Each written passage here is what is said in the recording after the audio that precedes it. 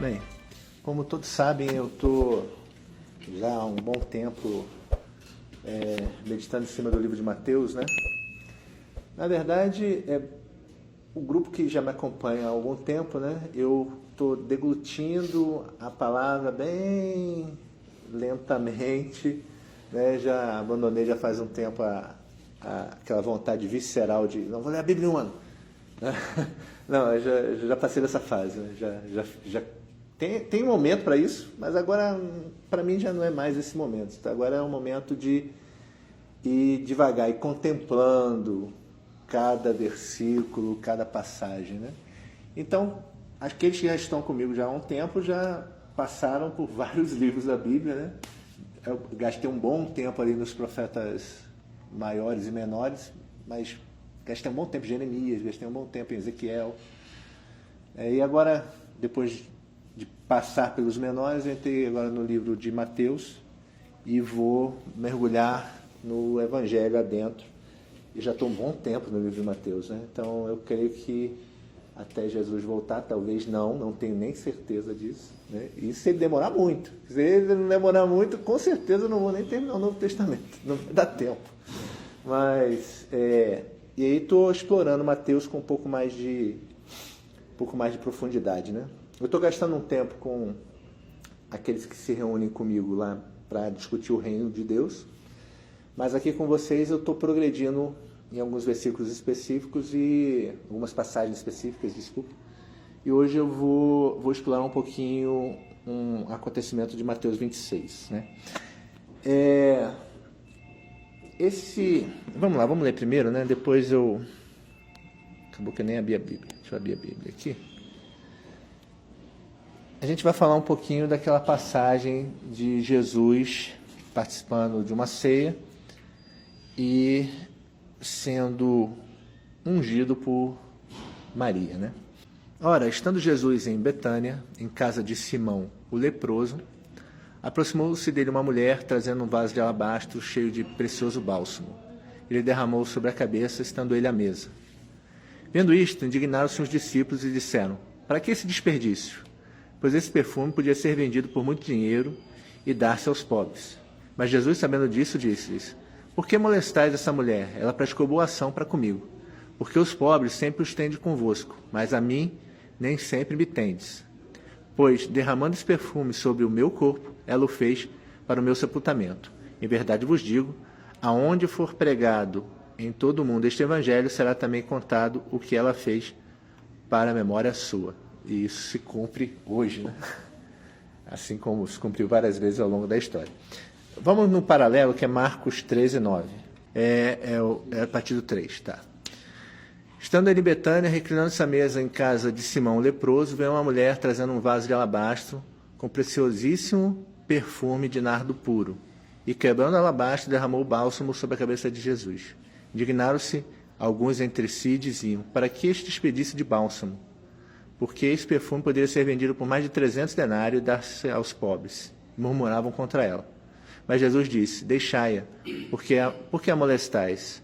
Ela praticou boa ação para comigo. Porque os pobres sempre os tendes convosco, e quando quiserdes, podeis fazer-lhe bem, mas a mim nem sempre me tendes. Ela fez o que pôde, antecipou-se a ungir-me para a sepultura. Em verdade vos digo, onde for pregado em todo o mundo o evangelho, será também contado o que ela fez para a memória sua. E por fim, João 12, de 1-9. 6 dias antes da Páscoa, foi Jesus para Betânia, onde estava Lázaro, a quem ele ressuscitara dentre os mortos. Deram-lhe, pois, ali uma ceia. Marta servia, sendo Lázaro um dos que estavam com ele à mesa. Então Maria, tomando uma libra de bálsamo de nardo puro, muito precioso, ungiu os pés de Jesus e enxugou com seus cabelos. Encheu-se toda a casa com o perfume do bálsamo. Mas Judas Iscariotes, um dos seus discípulos, que estava para trair, lhe disse: por que não se vendeu esse perfume por 300 denários e não se deu aos pobres? Isso disse ele, não porque tivesse cuidado dos pobres, mas porque era ladrão, e tendo a bolsa, tirava o que nela se lançava. Jesus, entretanto, disse: deixai-a, que ela guarde isso para o dia em que me embalsamarem. Porque os pobres sempre os tende convosco, mas a mim nem sempre me tendes. Irmãos, na verdade o foco que eu quero dar, tem várias coisas que poderiam ser trabalhadas aqui, né? O foco que eu quero dar, na verdade, está nessa última passagem aqui de João. Por isso que eu deixei para ler por último, né? Os pobres sempre tente convosco, mas a mim nem sempre me tente, né? Qual o contexto aqui, né? A gente conhece um pouco da personalidade de Marta, Maria, por causa das passagens que envolvem essa família, né? Lázaro era considerado amigo de Jesus, né? E era um amigo de intimidade, né? Porque Jesus, inclusive, chora e as pessoas dão essa interpretação ao choro dele, porque muito o amava, porque era um amigo muito íntimo, né? A gente vê naquela passagem que ele está com a família, pregando também aos discípulos, né? Que Marta era muito cuidadosa e zelosa em servir, mas Maria era um pouco mais espontânea na maneira dela de serviço. O que eu quero talvez destacar aqui para vocês é que existem formas diferentes de agradar a Deus, e às vezes a gente tenta, por um excesso de formalismo, ritualismo, ou por um engessamento, vamos dizer assim, na nossa mentalidade religiosa, tentar impor a Deus a maneira como nós vamos servi-lo. No sentido de, Deus, o Senhor não sabe o que o Senhor quer, eu sei o que o Senhor quer, e está aqui o que o Senhor quer. Eu sei que é um pouco escandaloso eu falar isso, mas é exatamente isso que a gente vê aqui nessa passagem.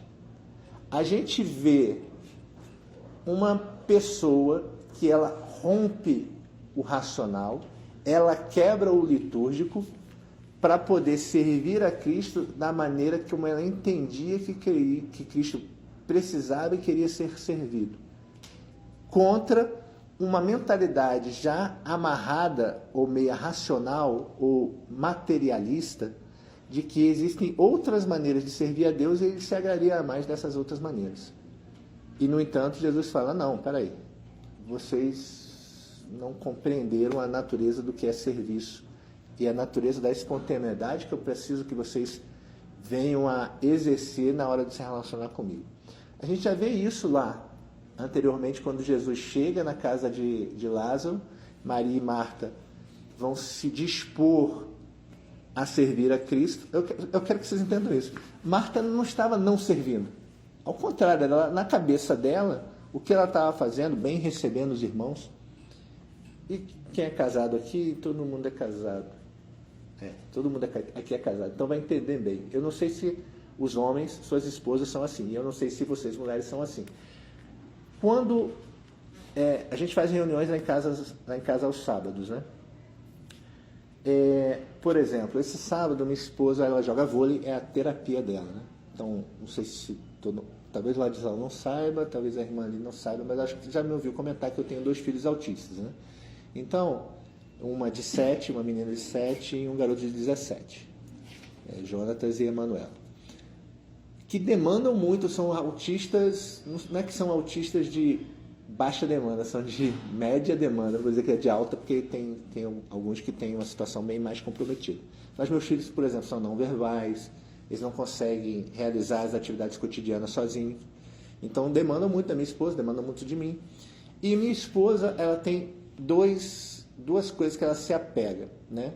Obviamente Deus, em primeiro lugar. Minha esposa sempre fala para todo mundo, você não toma remédio, você não quer ir no psicólogo? Ela fala, meu psicólogo é Deus, meu remédio é Jesus. Ela fala isso direto, assim, para várias pessoas, né? E a segunda coisa que ela fala, eu pratico vôlei. Ou seja, ela tem um primeiro foco que é Deus e o relacionamento dela com Deus, e uma outra maneira que ela usa, aí mais prática e secular, e material e dinâmica de exercitar o extravasar na rotina é o vôlei.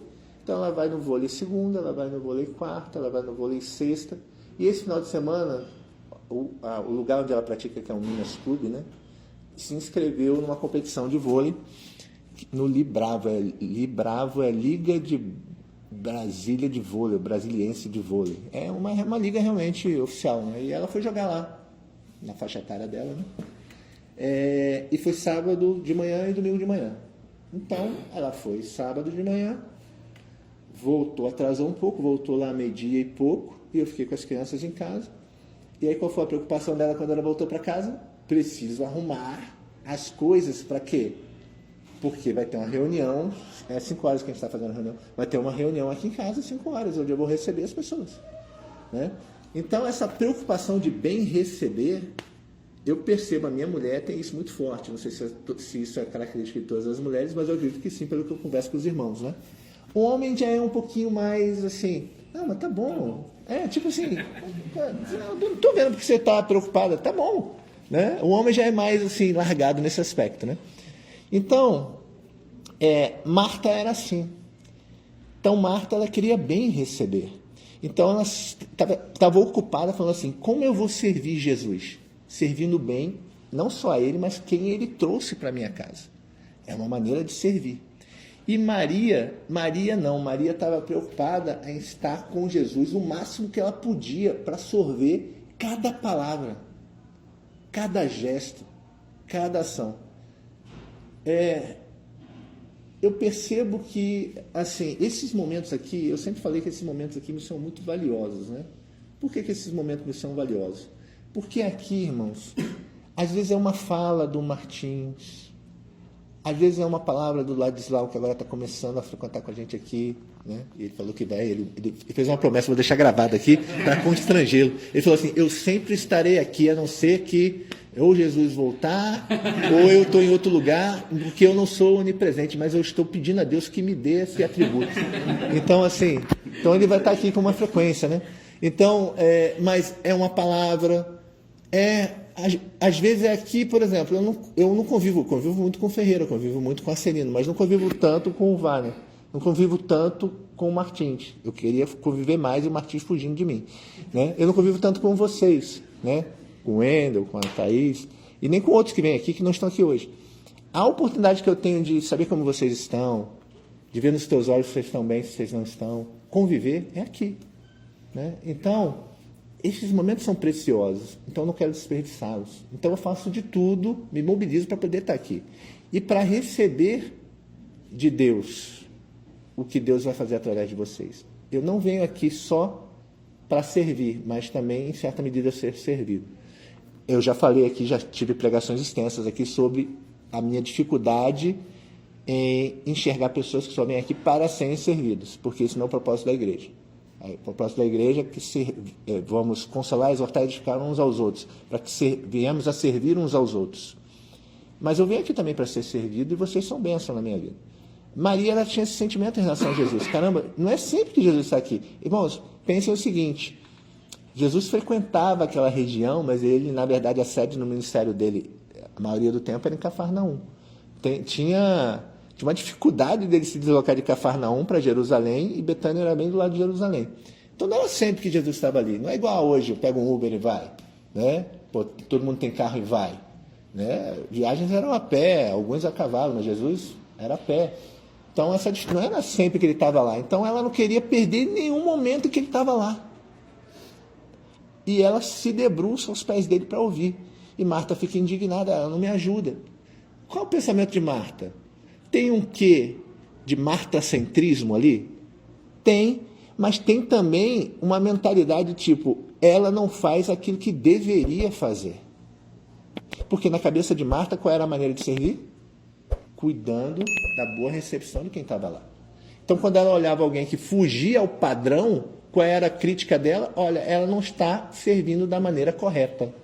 Aí o Ferreira já... É bom que a gente já se adianta um ao outro, né? Já entendeu onde eu quero chegar.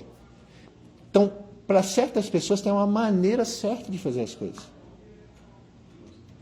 É a dificuldade que esses meninos aqui encontram quando às vezes eu perguntar assim, né? E aí, vocês estão... Não, gostei muito dessa palavra que vocês levaram aí. Onde é que vocês se reúnem? A gente se reúne lá na casa do Dantas.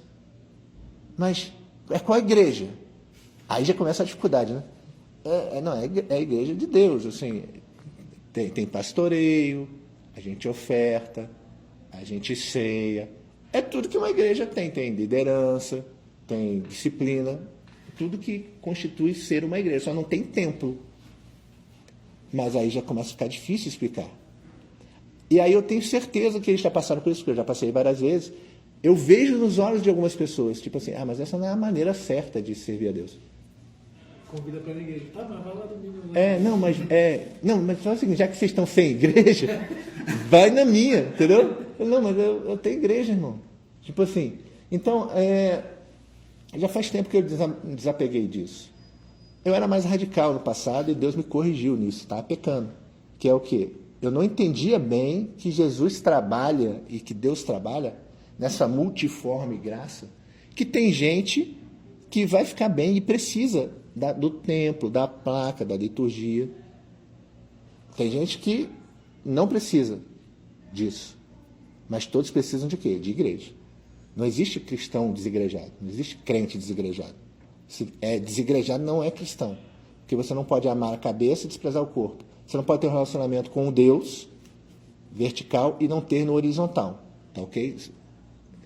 Ser desinstitucionalizado não é ser desigrejado. São coisas completamente diferentes. Entendam isso. Mas, da mesma forma, esse aqui é um exemplo mais radical, mas mesmo no menos radical, ou seja, vamos pegar só instituições. Você tem instituições diferentes. E às vezes a gente tende a achar que não, a maneira certa de servir a Deus é a maneira da minha instituição. Esse tipo de congregação que nós temos aqui, e eu já tive que bater um pouco de frente com alguns conceitos de pessoas acharem, isso aqui não é uma igreja, não. Por que não é? Não estou entendendo por que não é. É sim. Não é igreja institucional. Isso aqui que eu estou falando, essa reunião aqui. Porque cumpre uma série de propósitos, uma série de desígnios, tem liderança, ou seja, tem praticamente tudo aqui. A gente podia até, inclusive, ver pessoas se convertendo aqui e batizar pessoas que se converteram aqui. A gente poderia, inclusive, ter um momento de ceia institucional aqui, ou a ceia memorial.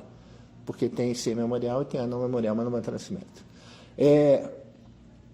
Cuidado com esse exclusivismo que nos aparta da espontaneidade no serviço a Deus, na legitimidade desse serviço e do porquê nós estamos fazendo as coisas. Né? Tem um certo momento que os discípulos veem um homem pregando e expulsando demônios, pregando, anunciando a palavra de Deus, né? E eles não estavam, e batizando, ele não estava com um grupo de Jesus. Aí os discípulos falaram assim, tem um cara ali fazendo a obra, mas ele não está com a gente. Você quer que a gente mande ele parar? Aí Jesus fala, não. Né? Porque se ele não é contra nós, ele é por nós. Né? Tem uma outra passagem que é diametralmente oposta a essa, que é quem não é comigo não ajunta, espalha, mas elas não são opostas no mesmo sentido, do mesmo conceito. Ele está falando assim, olha, se você não abraça a verdade do reino, né, não existe em cima do muro. Né? Ou você está comigo ou você não está comigo, no sentido de estar com Deus. O outro é o seguinte, existem formas diferentes e caminhos diferentes para se fazer a obra de Deus, e Deus tem uma coisa para cada um. O endemoniado de Gadara, né? O gadareno. O gadareno é interessante, porque Jesus vai lá, liberta ele. Depois que liberta ele fala assim, não, vou seguir o Senhor. Aí Jesus fala o que para ele? O que Jesus fala para o endemoniado de Gadara? Alguém lembra? Ele fala assim, não, volta lá e você anuncia para que as pessoas vejam o que aconteceu contigo aqui. E aí ele vai pregar naquela região de Decápolis. Ele foi o missionário de Decápolis. Decápolis é 10 polis. Decápolis é uma região de 10 cidades. Jesus falou assim, não, prefiro que você fique aqui. Ou seja, você não precisa me seguir para fazer a minha obra. Você não precisa seguir o formato daquilo que eu estou fazendo para você me servir. Eu tenho outro formato para você. Diferente do formato que eu tenho para os 12 e para os 70. Que foi diferente. Aqui a gente vê uma Maria, que ela foge às expectativas para ser autêntica àquilo que Deus colocou no coração dela. No caso lá do episódio dela com Marta, foi a espontaneidade de ficar aos pés de Cristo, e Cristo, Marta pede, mas não é assim que serve. Eu estou parafraseando, tá? Não é assim que serve ao Senhor. Aí, tipo assim, Jesus, eu quero falar para o Senhor que não é assim que a gente tem que servir o Senhor, tá? Deixa eu ensinar o Senhor como o Senhor quer ser servido. Porque se você parar para pensar, foi exatamente isso que ela falou. Aí Jesus fala, não é você que diz como eu quero ser servido. Eu que digo às pessoas como eu quero ser servido. Aí aqui, de novo, acontece basicamente a mesma coisa. Por quê? Porque ela vai e faz uma coisa, e os discípulos, aqui em João, ele dá uma ênfase em Judas Iscariotes, né? Olham e falam assim, não, mas tem a maneira correta de servir a Deus é vendendo isso daqui e dando aos pobres. Aí Jesus fala assim, não existe a maneira correta. Existe aquilo que eu dei para cada um de vocês. Não quer dizer que Jesus estava falando assim, o correto não é dar aos pobres. Não, ele fala assim, os pobres, vocês sempre terão e vão ter outras oportunidades de servir aos pobres. Nesse caso, nesse momento, essa mulher, eu tenho um propósito diferente para ela. E que isso fique gravado para que outras pessoas entendam que você não deve tentar engessar aquilo que Deus quer fazer através de cada um. Então, da mesma maneira que eu entendo que tem uma coisa que ele está fazendo no meu grupo lá, que se reúne no final de semana, ele tem uma coisa que ele está fazendo lá na Capela Evangélica, onde está o Ladislau e o Brito. Tem uma coisa que ele está fazendo lá em São Sebastião. Não, agora é Batista. Hã? Batista Guará. Batista Guará. Tá. Não é de São Sebastião? É. Ah, tá. Lá na Batista Guará. É. Ou seja, e em cada uma das congregações onde vocês estão envolvidos, né? E aí, o que é interessante aqui, né?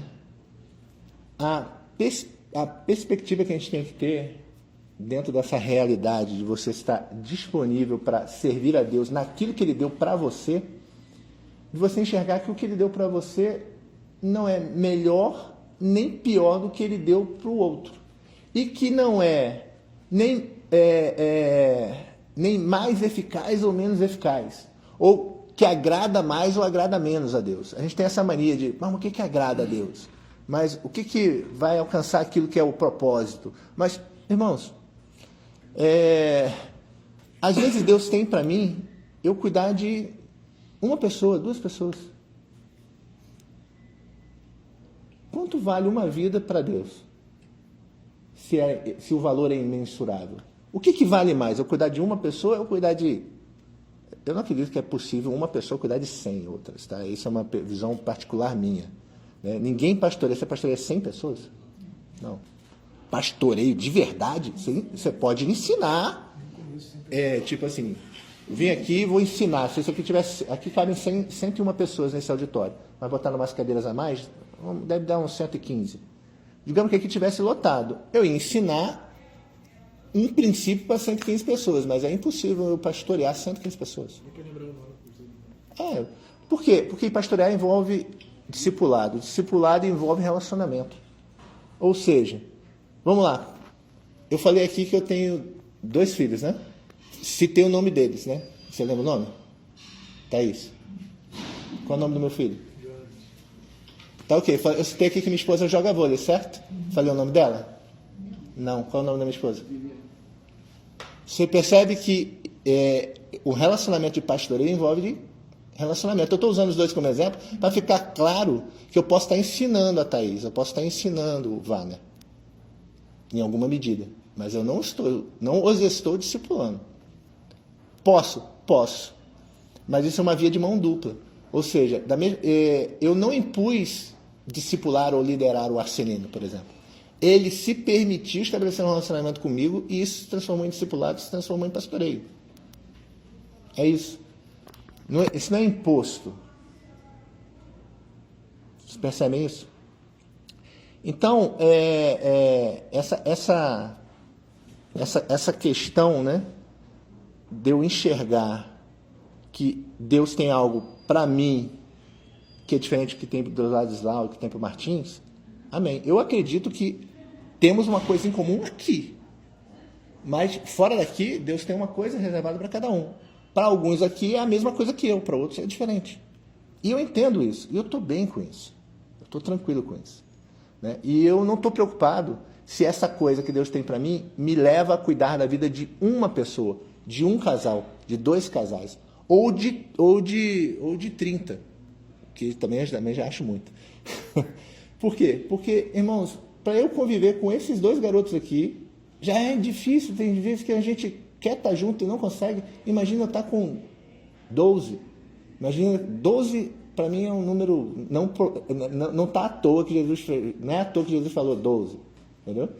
E mesmo, veja bem, ele tinha um relacionamento com 70, mas realmente que ele tinha um íntimo era 12. Desses 12, tinha 3 que ele tinha uma intimidade maior. Desses 3, tinha um, que era o discípulo amado, é aquele mais chegadão mesmo. Ou seja, existe essa escala de relacionamento que a gente tem que buscar e a gente tem que entender essa pluralidade. Aqui o Judas Iscariotes, ele não entendia isso por motivos que a Bíblia diz, olha, era ladrão. Mas os outros, ele não foi o único, é que diz que os discípulos arrazoaram isso. Então, Judas tinha o seu motivo particular, mas os outros tinham outros motivos, que era olhar para a mulher e falar assim, olha que desperdício, ela não sabe fazer. Porque eles já tinham na cabeça uma formulazinha, como é que eu sirvo a Deus? Vou cuidar dos pobres. Aí Jesus falou assim, cuidar dos pobres e, no caso aqui, né, me ungir, me preparar para o sacrifício, né, ambos são valiosos em seu tempo. Não tem uma maneira certa de fazer isso. Tem aquilo que é um chamado para você e aquilo que é um chamado para o outro. Jesus não estava... Aqui tem uma coisa um pouco mais escandalosa, né? É Jesus falando assim, pobre vocês sempre os tereis entre vós. Por que isso aqui é um pouco escandaloso? Porque a pobreza não vai acabar. Pode ser estranho falar isso, né? Mas se a gente for em Deuteronômio, deixa eu ver se eu me lembro aqui qual é a passagem de Deuteronômio que ele fala isso.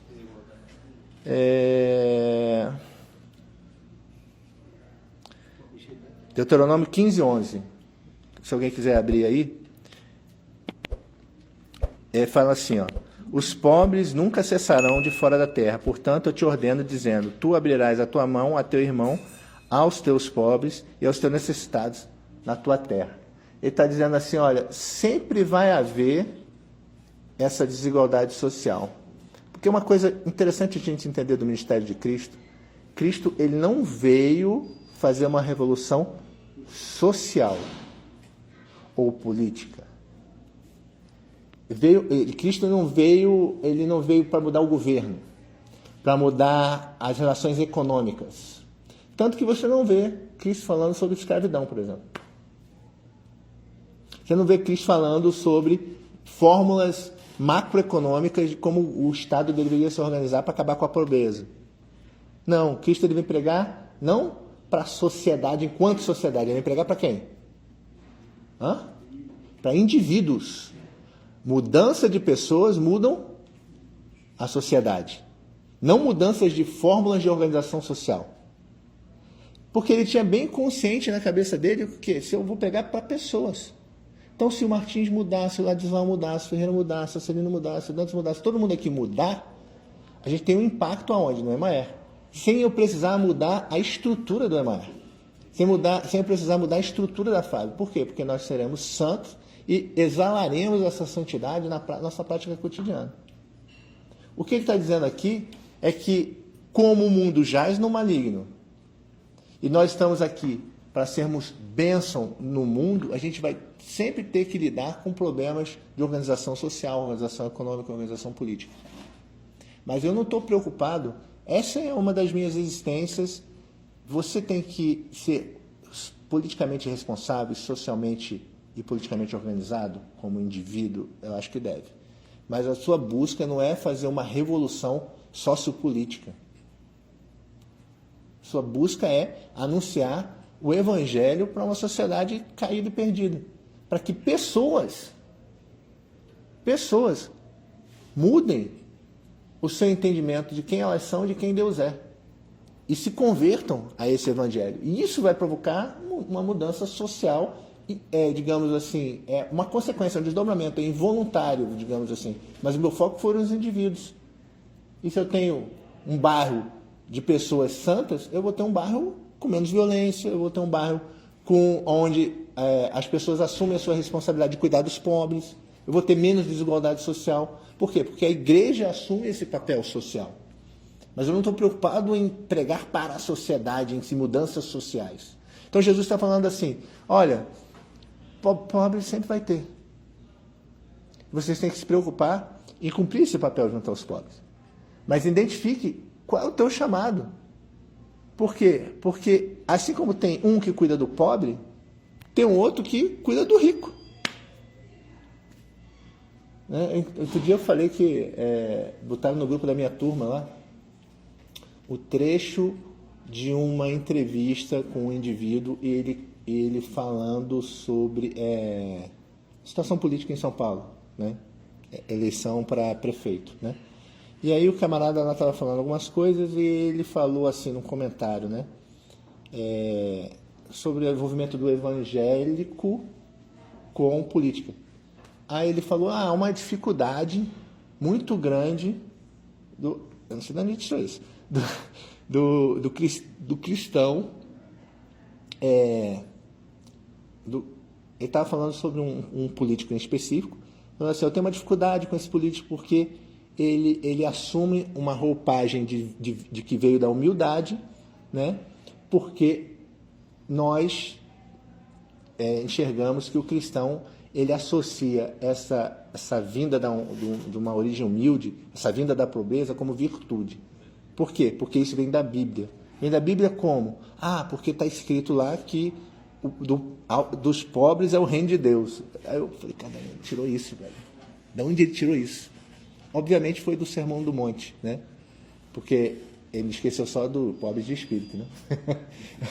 Então, assim, na cabeça dele, quem é pobre nos olhos cristãos é uma pessoa mais virtuosa que não tem espaço para o rico no reino de Deus, né? E Jesus de forma alguma fala isso, né? Cada um de nós tem um chamado.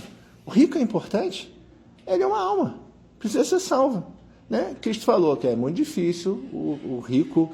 É mais fácil eu vou escandalizar vocês, uma corda passar na fundo de uma agulha do que o rico entrar no reino dos céus. Depois eu falo porque talvez não seja Camila a tradução correta. Mas ele está dizendo o seguinte, olha, o rico ele tem dificuldade de se render e depender do outro.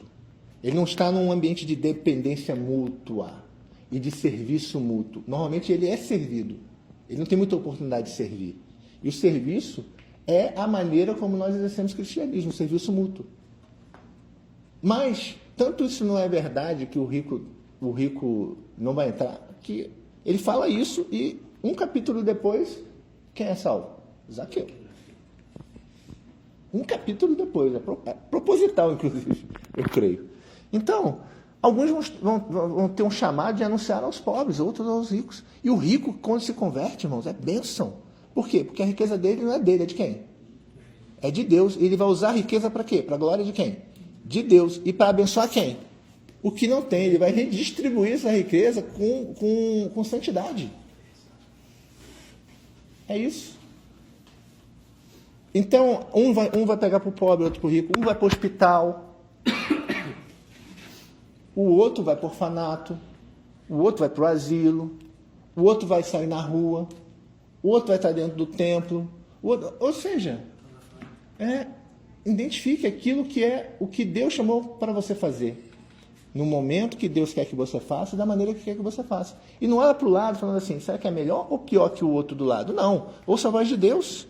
Seja autêntico e genuíno em relação àquilo que Deus mandou você fazer, sabendo que ao longo desse caminho você vai ouvir críticas. Essa é a mensagem que eu quero deixar no final, né? Vai ter gente falando assim, mas não é assim que faz. Mas se você está cônscio e com fé suficiente para dizer assim, cara, eu orei, eu jejuei, eu busquei a Deus, eu esperei uma resposta, Deus falou para ir nessa direção, eu estou fazendo exatamente aquilo que Deus queria que eu fizesse. Irmãos, se você está alcançando uma pessoa e o outro cara está alcançando 1000 pessoas, quem fez a vontade de Deus? Os dois. Por quê? Aquele um e aqueles 1000 são tão importantes para Deus quanto. E se você não alcançasse aquele um, talvez aquele um se perdesse. E se aquele outro lá não pregasse para aqueles 1000, talvez aqueles 1000 se perdessem. Eu estou usando números aleatórios, mas só para realmente dar uma distinção, né? Um é um ministério de sucesso, o outro é um ministério fracassado. Né? O ministério fracassado é o cara pegar o nardo, vender e dar para os pobres, nesse caso aqui. Jesus ia olhar assim, puta, vocês fracassaram naquilo que eu queria que vocês fizessem. Por quê? Porque não era isso que era para fazer. Ah, mas foi uma coisa virtuosa. Às vezes, fazer uma coisa virtuosa fora da vontade de Deus e do tempo e da forma não agrada a Deus. É virtuoso dar aos pobres? É virtuoso dar aos pobres? Sim. No entanto, Jesus falou assim, não é a hora de fazer isso. Não é a maneira, nem é o tempo e nem é a pessoa. Eu não pedi para ela dar aos pobres, eu pedi para ela fazer isso. Então, que a gente tenha isso bem arraigado no nosso coração e a gente possa entender a dimensão do que realmente é servir a Deus e do que é ser íntegro em relação ao nosso chamado e do que é estar comprometido em ouvir a voz de Deus e fazer aquilo realmente que Ele tem reservado para nós, independente dos comparativos, do nosso ego, querendo nos puxar para olhar para o lado, ou da imposição humana, querendo colocar em nós uma forma do que é servir a Deus realmente. Amém? Alguém quer comentar alguma coisa? Capelão? E essa, o senhor estava falando, né, no meio do estudo do senhor, a respeito dos escândalos, né, do formato que as pessoas, que a religião quer insistir em nos colocar numa forma única. Né? E essa passagem por si só, em todos os evangelhos em que ela é mencionada, ela é escandalosa para os religiosos no próprio acontecimento, nos próprios fatos. Primeiro que era a região de Betânia, onde Lázaro já havia sido ressuscitado. Ou seja, imagina um lugar onde Jesus está pregando que tem um cara que ressuscitou porque Jesus deu somente uma ordem. Além disso, essa reunião específica era na casa de Simão, chamado de o leproso. Todos nós sabemos pela lei judaica o que significaria alguém estar em contato com o leproso, e quanto mais o leproso está em uma casa. Só que esse era um ex-leproso. Por que era ex-leproso? Porque Jesus curou. E além disso, tinha uma mulher nessa casa.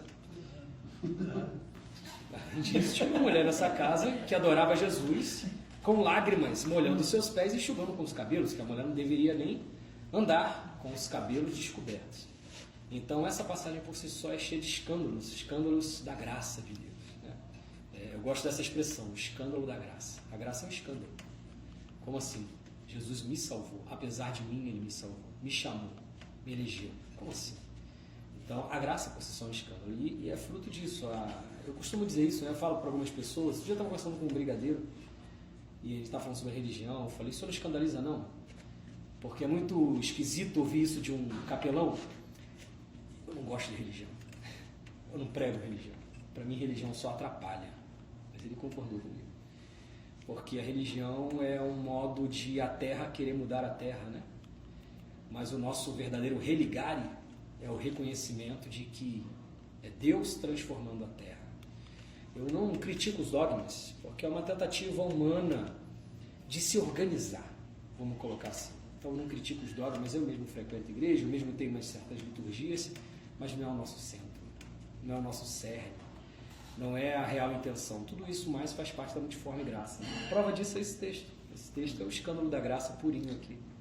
Esse texto tem coisas a mais aqui, mas eu nem toquei no assunto porque não vai dar tempo de comentar isso aqui. Isso aqui exigiria mais tempo.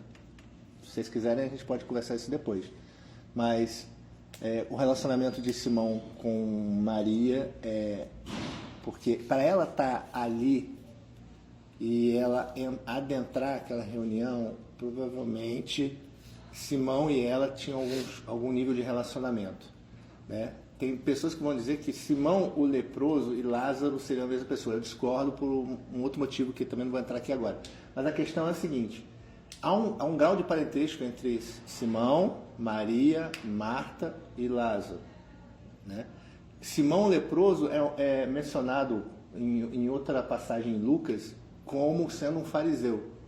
Então, ele não só era um ex-leproso, mas ele era um ex-membro de ordem religiosa, né? Então, a questão, né, da passagem que o capelão citou, da mulher que chora e limpa os pés, associando sendo a mesma, você vê que Jesus repreende o próprio Simão em relação à liturgia de quando ele entra na casa e o Simão não o recebe, e a mulher vem ali, chora, enxuga os cabelos, enxuga os pés dele com os cabelos.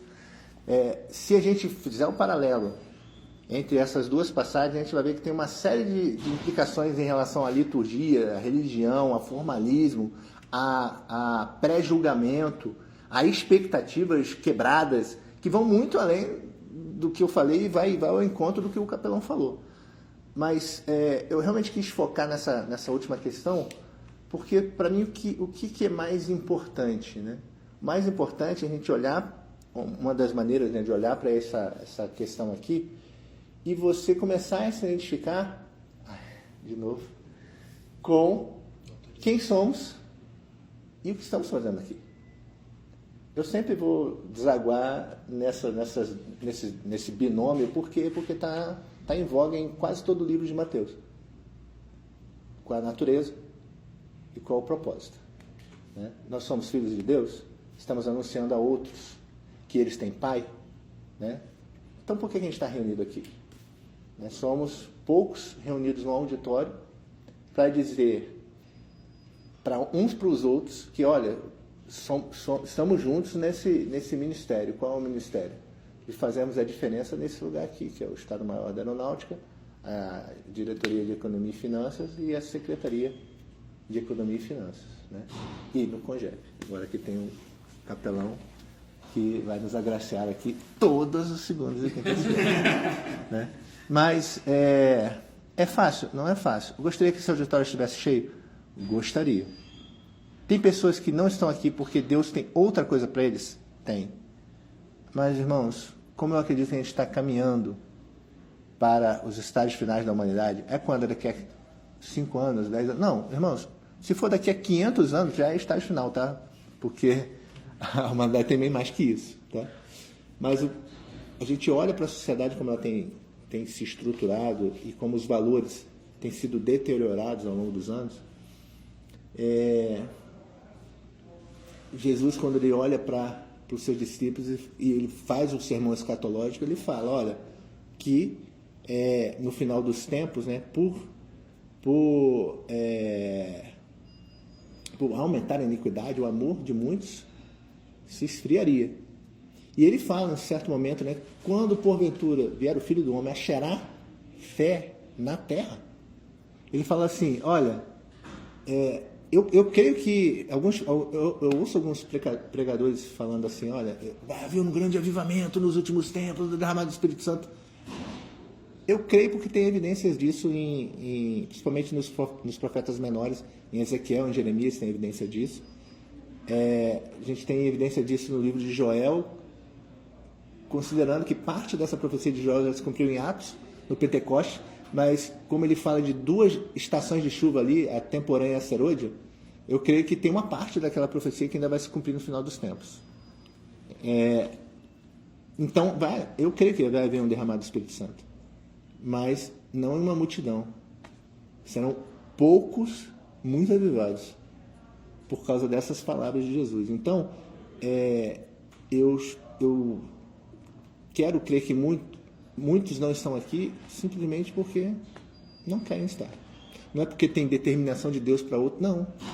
Porque não entenderam a dimensão da oportunidade que nós temos de estar aqui. Porque eu já falei isso várias vezes, né? Se eu trabalhasse no Ministério da Fazenda e eu quisesse vir aqui, viver o Evangelho, anunciar o Evangelho com a minha vida e pregar o Evangelho na hora do almoço, eu poderia, Ladisão? Eu não poderia. Você pode estar aqui. Você pode viver isso aqui. Esse é o teu campo missionário. Esse aqui é o campo que Deus deu para nós. E eu espero que vocês estejam aqui com esse sentimento de que, caramba, eu saí de manhã, acordei de manhã, minha oração hoje, que é quase de todos os dias. Deus, como eu posso te servir hoje? Aí eu cheguei, Deus foi me alimentando com essa palavra, que eu já meditei sobre ela várias semanas atrás, Deus me relembrou ela hoje. Aí beleza, eu entrei aqui, olhei para o capelão e falei assim, será que é interessante eu pedir para o capelão pregar? porque eu quero que vocês tenham esse nível de preocupação. Eu falei, pô, eu até falei para ele, eu falei, não, talvez, eu penso que seria de bom tom aproveitar que você está aqui, mas ontem mesmo eu estava meditando que uma das coisas que a gente não deve fazer é aproveitar oportunidades. Entre aspas. Como assim? Você aproveita a oportunidade, Ferreira? Aproveita? Você aproveita a oportunidade, Celina? Depende de quê? Depende do quê? De muitas coisas, circunstâncias, de como isso veio. Nem toda porta que se abre é para você entrar por ela. Porque eu recebi a resposta tal do meu chefe. Então, aquilo ali eu acho que é uma oportunidade. Então eu vou. Não, você perguntou para Deus se é para entrar por aquela porta? Você orou, ajoelhou, falou com Deus. Então vamos lá. Se eu estava orando, Deus, como eu posso servir hoje? Aí Deus colocou uma palavra no meu coração. Eu acho que vocês precisariam ouvir isso. Aí eu chego aqui, olho para o capelão, opa, é uma oportunidade, certo? Mas eu não estava orando antes. Se eu tivesse chegado aqui sem a mínima convicção de que talvez Deus fosse levantar outra pessoa para pregar, aí na hora eu pensei isso. Tanto que eu falei com ele isso, aí a gente foi pro louvor, fiquei pensando assim, falei, não, Deus falou para eu levar essa palavra aqui. Então, não, capelão, vai ficar para outra hora. Como teve outras oportunidades, e haverá, mas oportunidades geradas em oração, geradas com propósito. Então, nós estamos aqui com um desígnio. E a gente tem que entender bem o que Deus quer de nós. Eu sei que estou me alongando um pouco, mas senão a gente vai perder o almoço. Mas eu entendo que Deus tem um desígnio para nós aqui e a gente tem que se engajar nele. Intencionalmente. Temos que ser proposital naquilo que fazemos. Para a gente não viver a vida, né? Deixa a vida me levar, né? Tipo assim, as oportunidades que surgiram, algumas são de Deus? São, mas elas foram geradas em oração? Se não foram, cuidado. O diabo também ele pode gerar certas circunstâncias para te fazer sair do foco. Né? Para fazer você se desviar daquilo que Deus quer. E eu creio que Deus tem grandes coisas a fazer aqui, se a gente abraçar com intencionalidade aquilo que Ele está fazendo. Amém?